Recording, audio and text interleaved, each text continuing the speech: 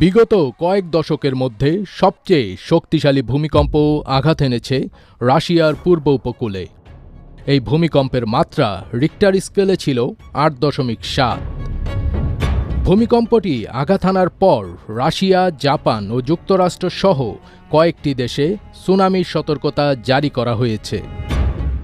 রাশিয়ার আঞ্চলিক জরুরি পরিস্থিতি বিষয়ক মন্ত্রী সের্গেই লেবেদেভ জানান, ভূমিকম্পের ফলে ৩ থেকে ৪ মিটার উচ্চতার সুনামি তৈরি হয়েছিল।